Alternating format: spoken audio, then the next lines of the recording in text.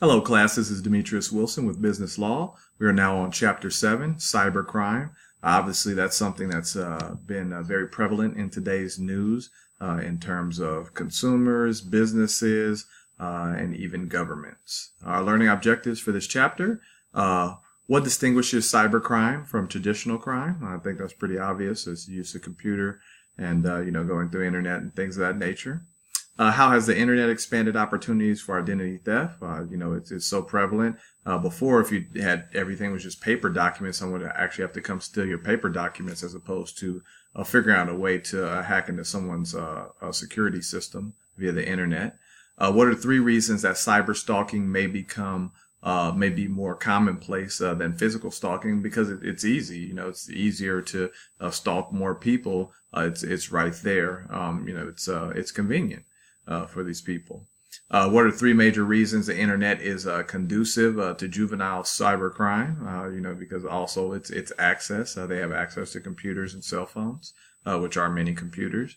How do encryption programs protect digital data from unauthorized access? So all of you guys should have some type of security protocol at your company, wherever you work for, or school.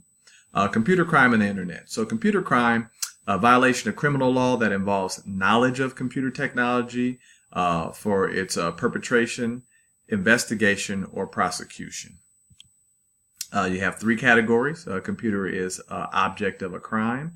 The computer is the subject of a crime, and the computer is the instrument of a crime. So remember, if you have something, like a quiz question relative to that, remember you have to have those specific components. Cyber crimes against persons and property. So cyber computer fraud, persuade victims to spend money on various scams. I don't necessarily like that they actually put that in the PowerPoint about the Nigerian bank accounts, but that is one that is pretty prevalent out there that you receive via email. Health insurance and also travel, online auction and fraud, and online retail fraud. So identity theft, you see here, 1.6, child pornography, 1%. Scams, confidence fraud is 2.2%, white collar fraud 5.1%, check or debit card fraud 9.7%, retail fraud 19%, other crimes 16.5%, and then auction fraud takes is a big winner or big loser, however you want to look at it, at 44.9%. In terms of cyber theft, identity theft using novel methods, right? So they use all kind of different things. Low cost of black market data. Like people say, hey, I need 6 Hispanic males at 33 years of age from San Antonio. And you can hit somebody up and they'll give you that with socials, addresses, names, and everything because they've stolen those people's identification and their information and put it out on the black market. You have phishing. You have certain things where, hey, click on this link, right? You get those, from the school all the time and bad things. Some of you guys, I'm sure you have heard about what happened at Valley College. And actually, maybe that's something that I'll send out to everybody just to read because that was a, very big deal. You also have employment fraud. You have all kind of things that people are trying to do on the internet. You always wonder, like, you smart people, why don't you just go get a great job? California passed the first anti-stalking law in 1990. Today, 48 states have cyber stalking laws, and California usually moves first in terms of those things, like got to put a helmet on when you ride a motorcycle. If I go to Indiana, people still just riding around with bandanas. You can no smoking in restaurants. I go to Indiana, I sit down, and then this is no smoking section. The smoking section is the next booth over, and there's no partition or anything blocking it. So, the smoking section and the non-smoking section might as well be the same. So, typically California leads the way on things. Threat of cyber stalking. Ex-lovers use spyware to monitor keystrokes, right? So they're, watching, they put spyware in on people's computers. Cyber stalking on social networks, whether it be like, Facebook, Twitter. I'm not sure if anybody's still out there using MySpace. Case 7.1, I want you guys to check out State versus Klein in 2008, county where victim residents or where the victim resides in an appropriate venue for prosecution of cyber stalking crimes. So it's very, very, very interesting.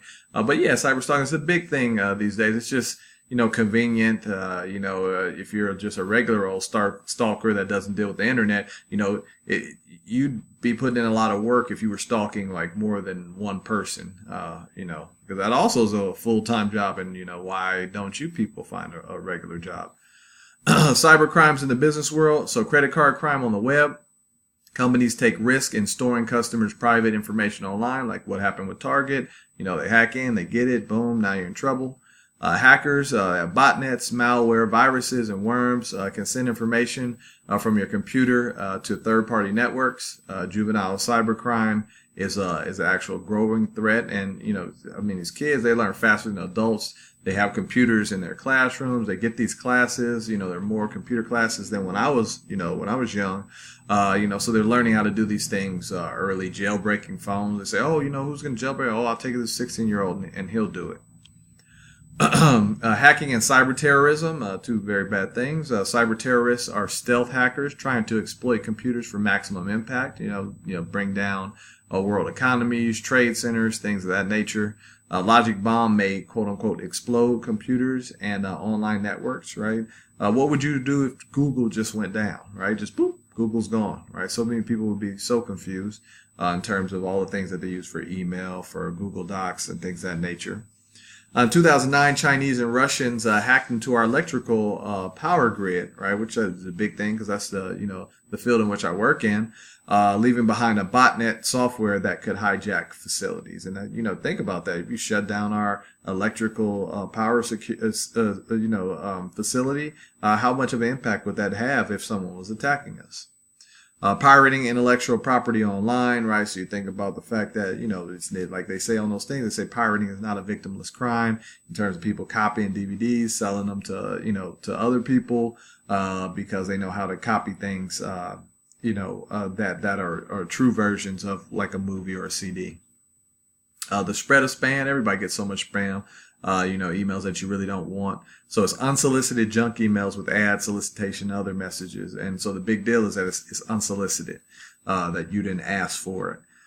There's state regulation of spam, federal canned spam act. So it sounds like spam like the, old food that we usually eat, but that's not what that is. Why don't you look that up as well?